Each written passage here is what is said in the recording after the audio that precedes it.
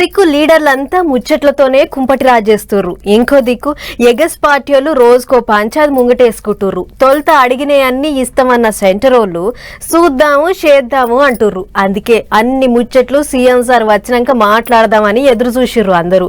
ఆఖరికి ఇట్లా లండన్ నుంచి రానే వచ్చిండు ముఖ్యమంత్రి సారు. మరి ఏమేం ముచ్చట్లు నడిచినాయో ఫ్యాన్ రటవై చూసేద్దాం. బయటి దేశానికి పోయి బాగా పెట్టుబడులు పట్టుకొద్దామంటే నడవనే బ్రేకులు ఎట్లేస్తారు. లండన్ పోనిస్తారు ఎట్లా, అమెరికాకు పోనీయరు ఎట్లా అని వచ్చి రాగానే మీటింగ్ పెట్టి పువ్వు పార్టీ వాళ్ళకు గట్టిగా సూటి పెట్టిండు సీఎం సారు. వ్యక్తిగా నేను 25 సార్లు పోయిండొచ్చు అమెరికా, మళ్ళీ వ్యక్తిగా ఇంకో 25 సార్లు పోవచ్చు. కానీ ముఖ్యమంత్రి హోదా, ముఖ్యమంత్రి బాధ్యత, రాష్ట్రం యొక్క అభివృద్ధి కోసం చేసే పర్యటనను కేంద్ర ప్రభుత్వం అడ్డుకోవడం చూస్తుంటే స్పష్టమైన వివక్షను ప్రదర్శిస్తున్నది కేంద్ర ప్రభుత్వం తెలంగాణ పట్ల. ఈ వివక్ష ఏ మాత్రం సహించరానిది. ఈరోజు పెట్టుబడులు తెలంగాణకు వస్తే గుజరాత్కు పెట్టుబడులు పోవేమో, గుజరాత్ అభివృద్ధికి కొంత ఇబ్బంది కలుగుతుందేమనే కుట్రతోని ఈ రోజు నా పర్యటనను అడ్డుకున్నారు. గుజరాత్ ముఖ్యమంత్రికి ఏమో అన్ని దిక్కులకు తిరిగేందుకు పర్మిషన్లు ఇస్తారు, తెలంగాణ అనేటాలకు ఏంటికట్లా చేస్తారు అన్నట్టు సీఎం సార్ గరం అయ్యిండు. అంతేకాదు నేరేసే జోడో అన్నట్టు రాష్ట్రాన్ని ఎలుగులో చేసుకునేందుకు సెంట్రల్తో కలిసి నడుస్తున్నా కాలాల కట్టబెట్టబట్టి అన్నట్టే మాట్లాడిండు పెద్ద సారు. తెలంగాణ రాష్ట్ర ముఖ్యమంత్రికి అనుమతి నిరాకరించడం వ్యక్తిగా రేవంత్ రెడ్డి అనుమతి నిరాకరణ కాదు. ఇది 4 కోట్ల తెలంగాణ ప్రజలకు జరిగిన అవమానము, తిరస్కరణ. ఈ తిరస్కరణకు కారణం గుజరాత్ ఆధిపత్యం. ఈ దేశ ప్రధానమంత్రి ఇంకా గుజరాతీగానే వ్యవహరిస్తున్నాడు తప్ప భారత ప్రధానమంత్రిగా విషయ పరిజ్ఞానంతో ఈ ప్రధానమంత్రి గారు వ్యవహరించడం లేదు. ఇది తీవ్ర ఆక్షేపణీయము. ఇది తెలంగాణకు జరిగిన అవమానము, తెలంగాణ అభివృద్ధిని అడ్డుకోవడము. రైజింగ్ తెలంగాణ 2047 అని పేరు పెట్టుకొని పెద్ద పెద్ద కంపెనీల ఓనర్లతో మాట ముచ్చట్లు చేసి అమెరికాకి గట్టిగానే పెట్టుబడులు పట్టుకురావాలని చూసిండట సారు. దానికి సెంటరోళ్ళు అడ్డం పడ్డారు అన్నట్టు కోపానికి వచ్చిండు. అంతేకాదు కారు పార్టీ వాళ్ళకైతే అన్ని దిక్కులకు తిరిగేందుకు పర్మిషన్లు ఇస్తారు అన్నట్టు కూడా మాట్లాడిండు. హరీష్ రావు గారికి 2 పిల్లలు విదేశాలలో చదువుకోరు, కవిత గారికి 2 పిల్లలు విదేశాలలో చదువుకోరు, తారక రామారావు గారికి 2 పిల్లలు విదేశాలలో చదువుకోరు. ఇప్పుడు కేటీఆర్ గారికి అమెరికా పోవడానికి అనుమతి ఇచ్చారు, హరీష్ రావు గారికి లండన్ పోవడానికి అనుమతి ఇచ్చారు. వాళ్ళ క్లియర్ గా సిరీస్ వాళ్ళ ప్రతినిధిని పంపించి మీరు గతంలో పోయినారు, గతంలో పోతే నిన్న భోజనం చేసిన ఈరోజు చేసినవా చేయలేదా, గతంలో మీరు ప్రయాణం చేసింది అని అడిగినావు కదా. 2026 గ్లోబల్ సమ్మిట్ ఇప్పుడు ఉంది. Telangana invest every year we have to. London కేంచి రాగానే ఆగో గట్ల నడిచింది ముఖ్యమంత్రి ముచ్చట. ఇక సీఎం సార్ ముచ్చట్లకు పువ్వు పార్టీ వాళ్ళు ఏమంటున్నారో అది కూడా చూడరే. ఈయన కలవడానికి బోస్టన్ లో కూడా ఏదైతే భారతదేశ వ్యతిరేక కార్యక్రమాలు చేస్తున్నారో వాళ్ళ వ్యతిరేకంగా కలవడానికి పోతున్నట్టు కలుస్తున్నట్టు వాళ్ళకు ఆ ఇన్ఫర్మేషన్ ఉంది. కాబట్టి ఈ మినిస్టర్ ఆఫ్ ఎక్స్టర్నల్ అఫైర్స్ ఆపారు. లండన్ ఆపలే కదా, గతంలో ఆపలే కదా, ఈసారి ఎందుకు ఆపారు? ఈసారి పెద్ద పని చేయడానికి పోయినా ఏంది అక్కడ ఆయన ఈసారి పోయినట్టు గతంలో పోయినట్టు పోతున్నాడు అన్నాడు. ఈ రకమైనటువంటి ఏదైతే జరుగుతుందో ఇది చాలా పెద్ద పొరపాటు. ఇది ముఖ్యమంత్రి గారు రాష్ట్ర ప్రజల్ని అవమానపరిచినట్టు. వారు రాష్ట్ర ప్రజలు మొత్తం దేశభక్తులు, ఏ దేశద్రోహిని గెలవడానికి పోయి చెప్పాలి ఆయన కాదన్నట్టు. 2 దిక్కులకు మాటకు మాట గట్టిగానే అడుగుతాంది. అయితే ముచ్చట్లల్ల ముచ్చట మంత్రి కొండా సురేఖక్క బిడ్డ మాట్లాడిన మాటల మీద కూడా మా రిపోర్టర్ అన్నలు సార్ను కదిలిచ్చిర్రాట. అయితే గా ముచ్చట క్రమశిక్షణ కమిటీ చూసుకుంటది, అందరూ పార్టీ లైన్లో నడవాలి అన్నట్టు చెప్పిండట సీఎం సారు. అంతేకాదు క్రమశిక్షణ కమిటీ ఎటువంటి నిర్ణయం చేసినా అందరు దానికి కట్టుబడే ఉండాలి అన్నట్టు కూడా చెప్పిండట. మరి ఏం చేస్తారో చూడాలి. ఇంకో దిక్కటు మైకుల ముంగట ముచ్చట్లు వచ్చిన వెంటనే ఎమ్మెల్యేలు, ఎమ్మెల్సీలు, విప్పులతో మీటింగ్ అయ్యిండు సారు. దగ్గర వారం దినాలు బయట దేశంలోనే ఉన్నాడు కాబట్టి రాష్ట్రంలో ఏమేమి నడిచింది, జిల్లాల పొంటి ఏమేమి ముచ్చట్లు నడిచినాయి అనేది అందరిని అడిగి తెలుసుకున్నాడట. అన్నేమగానే సీఎం సార్ వచ్చిండు కాబట్టి ఇన్నోతులు తస్ప కాకుండా ఉన్న పంచాదులు అన్నీ కొచెల్లుతాయి అనుకుంటారు అందరూ. మరి ఇక చూడాలి ఎట్టెట్టవుతుందో. చదువు చారడు బలపాలు దోషడు అన్నట్టు ఇవాళ రేపు చదువుల తరీకనే మారిపోయింది. అన్నేమో గాని ఫీజు కట్టకపోతే పరీక్షలు రానియమని అంటారు, ఫీజు కట్టకపోతే రేపటి సంధి కాలేజీకి రావద్దు అంటుంటారు, ఫీజు కట్టకపోతే క్లాస్ బయటనే ఉండుర్రి అని అంటుంటారు. ప్రైవేట్ కాలేజీలలో ఫీజుల గోస చిన్నగా ఉండదు అన్నట్టు ఫీజులు అంటే యాదకొచ్చింది. ఇగో పార్టీల నడుమ ఫీజుల పంచాయతీ మస్తు గట్టినే నడుస్తుంది. ఇప్పుడు పువ్వు పార్టీ వాళ్ళు బకాయిల మీద లడాయి చేసిర్రు. వెనకట ఏ చెట్టు కింద ఊకొని చదువుకున్నా మంచి పనోళ్ళు అయ్యేటోళ్ళు. కానీ ఇప్పుడు చదువుకునే రోజులు కావు, చదువుకునే రోజులు. బడి ఫీజులు కట్టకపోతే పొలగాన్లను అయ్యవాళ్ళను పీల్చి పిప్పి చేసే రోజులు. అందుకే సర్కారు వాళ్ళకు ఏగస్ పార్టీ వాళ్ళకు నడమ ఫీజుల పంచాది గట్టిగా అవుతుంది. ఫీజు రియంబర్స్మెంట్ బాకీలు ఎప్పుడు ఇస్తారు ఏం కథ అని పువ్వు పార్టీ వాళ్ళు పెద్ద పంచాయతీ మోపు చేసిళ్ళు. రాష్ట్ర పెద్ద రామచంద్రరావు సారు దీక్ష కూసుండు. ఓ దిక్కు పర్మిషన్లు లేవని పోలీసు వాళ్ళు చెప్పినా సరే సారు వెనకకైతే తగ్గలేదు. విద్యార్థులకు న్యాయం చేయడం అనేది ప్రతి ప్రభుత్వం ధర్మం అది. కానీ ఈ ప్రభుత్వం విద్యార్థులకు ఇచ్చినటువంటి ప్రామిసెస్, ఈ విద్యార్థులకు ఇచ్చినటువంటి వాగ్దానాలు, స్కూటీలు ఇస్తానన్నారు, అబ్రాడ్ పోవడానికి డబ్బులు ఇస్తా అన్నాడు, స్కాలర్షిప్ పెంచుతా అన్నాడు, సమయానికి ఫీజు రియంబర్స్మెంట్ చేస్తా అన్నాడు. ఇవన్నిట్లో కూడా వైఫల్యం చెందిన ఈ ప్రభుత్వం, ముఖ్యంగా రేవంత్ రెడ్డి గారు విద్యామంత్రి కాబట్టి విద్యామంత్రి గారిని రాజీనామా చేయాల్సిందిగా ఈ రోజు మీ అందరి ముందు తెలియజేస్తూ, ఫీజులు కట్టకపోతే పొలగాన్లు ఎట్లా చదువుకుంటారు అన్నట్టు గరం అయిండు సారు. రాష్ట్రంలో ఉన్న కాలేజీలన్నీ తిరిగితే 5 లక్షల మంది చదువుకునే పొలగాన్లు సర్కారు వాళ్ళకి వ్యతిరేకంగా దశకతులు చేసిండ్రట. ఇంకో ముచ్చట ఏంటిదంటే కానీ అడమ ఉస్మానియా యూనివర్సిటీకి పోయిన సీఎం సారు 1000 కోట్లు ఇస్తానని చెప్పుకొచ్చిండు కదా. గా పైసలు ఎప్పుడు ఇస్తారో చెప్పాలని అడుగుతారు కాషాయ లీడర్లు. ఇక మొత్తం 12,000 కోట్ల దాకా ఫీజు బకాయిలు ఉన్నాయట. సర్కారు వాళ్ళు పైసలు ఇయ్యక కాలేజీలలో పాఠాలు చెప్పే సార్లకు జీతాలు కూడా వెళ్తలేవు అన్నట్టు గరమైండు రామచంద్రరావు సారు. అంతేకాదు కొంతమంది ఫీజులు కట్టేదాకా ఒరిజినల్ సర్టిఫికెట్ ఇచ్చేది లేదంటారట. ఇక పువ్వు పార్టీ వాళ్ళ ముచ్చట్లు అట్లుంటే ఫీజు బకాయిల మీద సర్కారు వాళ్ళు ఏమంటారో చూడుర్రే. విద్యార్థుల గురించి మాట్లాడే నైతిక అర్హత బీజేపీ నేతలకు లేదు.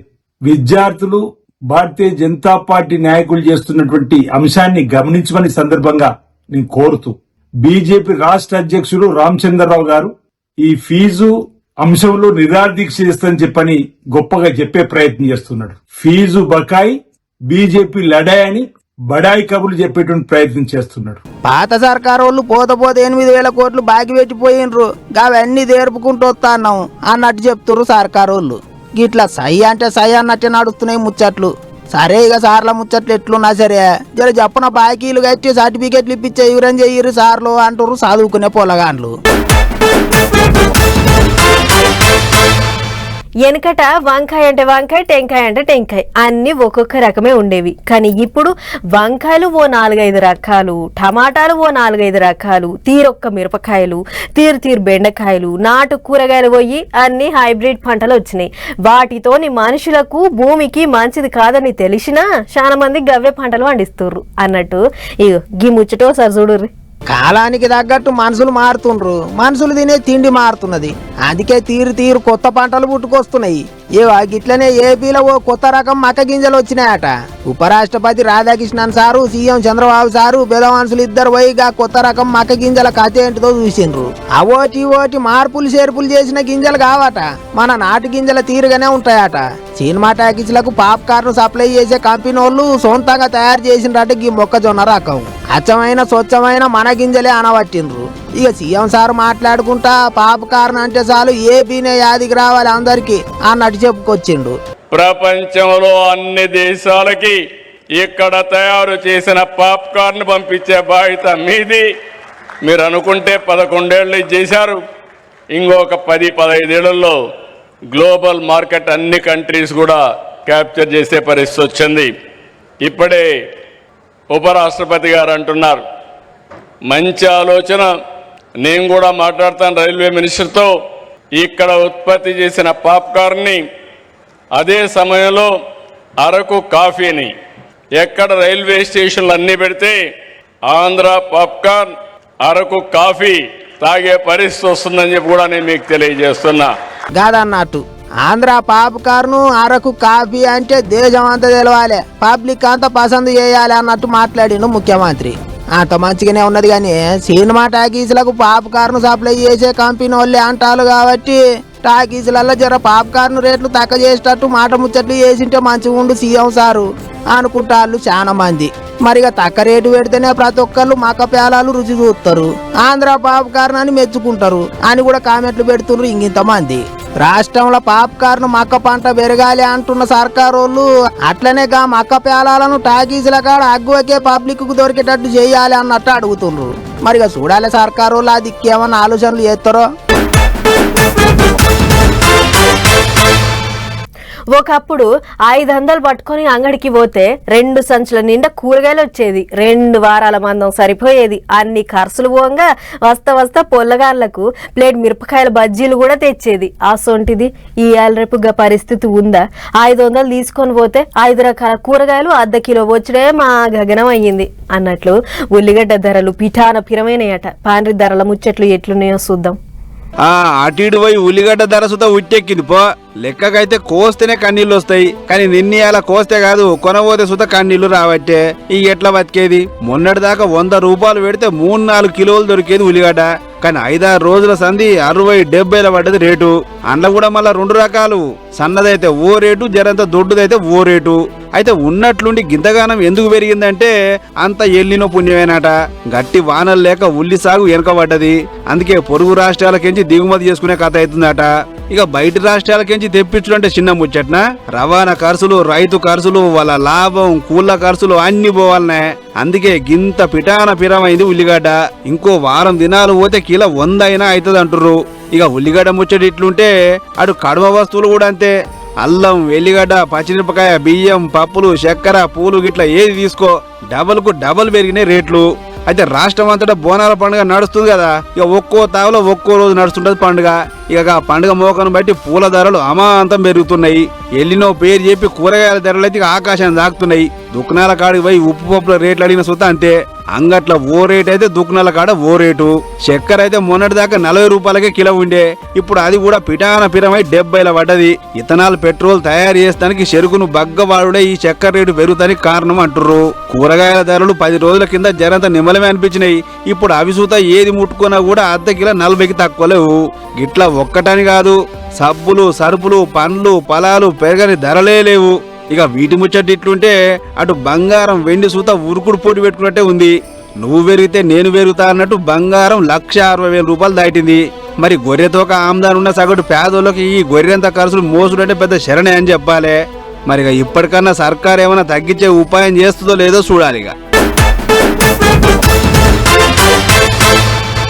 ఇదివరకు తమిళనాడు అసెంబ్లీ మీటింగ్ల గురించి మనం పెద్దగా పట్టించుకునేటోళ్ళమే కాదు, కానీ ఇప్పుడు సీఎం సీట్ల కూర్చున్నది విజయ్ కాబట్టి అసెంబ్లీ మీటింగ్లకు కూడా సినిమాలకు దొరికినంత ప్రచారం దొరుకుతుంది. అందులో విజయ్ చేస్తున్న పనులు, ఆయన ముచ్చట్లు భలే కొత్తగా అనిపిస్తున్నాయి పబ్లిక్ కు. అన్నిటికీ మించి పబ్లిక్ కు తాపకు ఖుష్ ఖబర్ చెప్తున్నాడు తమిళనాడు సీఎం. ఇక చూడరు మీరే. కోరిన వాళ్ళకు కోరినన్ని, అడిగిన వాళ్ళకు అడిగినన్ని వరాలు అన్నట్టున్నది తమిళనాడులో సీఎం విజయ్ పాలన. ఎట్లయితే సినిమాలల్లో హీరో ఏదనుకుంటే అది సిటుక్కున అయిపోతుంటుందో అట్టనే బయట కూడా తాపకో తీపి ముచ్చట చెప్పుకుంటూ అందరినీ దిల్కుజ్జేస్తాడు దళపతి. తమిళనాడు అసెంబ్లీ మీటింగులు మస్తు జోరుగా నడుస్తున్నాయి. సోమవారం మాట ముచ్చట్లు చేసిన విజయ్ ఎలక్షన్లప్పుడు ఇచ్చిన హామీలను ఇరపెట్టే ముచ్చట్లు చెప్పుకొచ్చిండు. పేదోళ్ళందరికీ ఏడాదికి 3 గ్యాస్ మొద్దులు పిరిగిస్తారట. సంక్రాంతి పండుగకు పథకం చాలు చేస్తారట. మహిళలకే కాదు, ట్రాన్స్జెండర్లకు సుధా ఫ్రీ బస్సు ప్రయాణం అని ప్రకటించిండు. ఇంకో ముచ్చట ఏంటిదంటే ఆర్డినరీ ఎక్స్ప్రెస్ బస్సులలోనే కాకుండా డీలక్స్ బస్సులలో కూడా ఇప్పటి సంది తమిళనాడు అక్క చెల్లెన్లు రంది లేకుండా ఫ్రీగా ఎక్కి తిరగొచ్చాట. వచ్చే గాంధీ జయంతి నుంచి ఆ పథకం చాలు చేస్తారట. గిట్లా జాబ్ క్యాలెండర్ విడుదల చేసినట్టు పథకాల క్యాలెండర్ విడుదల చేస్తాడు సీఎం విజయ్. ఏ పథకం ఎప్పుడు చాలు అయ్యేది ముందుగానే చెప్తున్నాడు. ఇంకో ముచ్చట ఏంటిదంటే పబ్లిక్ వద్దన్న పని అస్సలు చేస్తలేడు తమిళనాడు ముఖ్యమంత్రి. పబ్లిక్ కు ఏది పసంద్ అయితే అదే తనకు కూడా ఇష్టం అన్నట్టు చేస్తాడు. అసెంబ్లీలో సొంత మంత్రులు, ఎమ్మెల్యేల వలన ఎగస్ పార్టీల గురించి ఎట్టబడితే మాట్లాడితే సీఎం సీట్లకేంచి లేచి నిలబడి మాఫియాడు కూడా ఎన్నడన్నా చూసినామా? కానీ తమిళనాడు అసెంబ్లీలో మాత్రం విజయ్ ఎగస్ పార్టీలను మాఫీ అడిగి చూపించిండు. సీఎం అంటే అట్లుండాలి అని అట్లా కూడా మెచ్చుకుంటారు చాలా మంది. అంతేకాదు కొత్త ఎమ్మెల్యేలకు కార్లు కొనిచ్చే వివరం చేసిండు. తమిళనాడు సర్కారు దవాఖానలలో పుట్టే శిశువులకు మేనమామ తీరుగా బంగారు ఉంగురాలు ఇచ్చే పథకం కూడా పెడతాండు. వచ్చే నెల చాలా అవుతుందట. ఇట్లా అనుభవం లేదు అట్లా ఇట్లా అనుకున్నారు చాలా మంది, కానీ అబ్బో దళపతి అంటే దళపతే అని సమజైతుందట ఇప్పుడు అందరికీ. చలో మరి ఇవ్వనమాట ఇవాళ పటాస్ న్యూస్ ముచ్చట్లు ఇంకో ఎపిసోడ్లో మళ్ళీ కలుసుకుందాం. నమస్తే.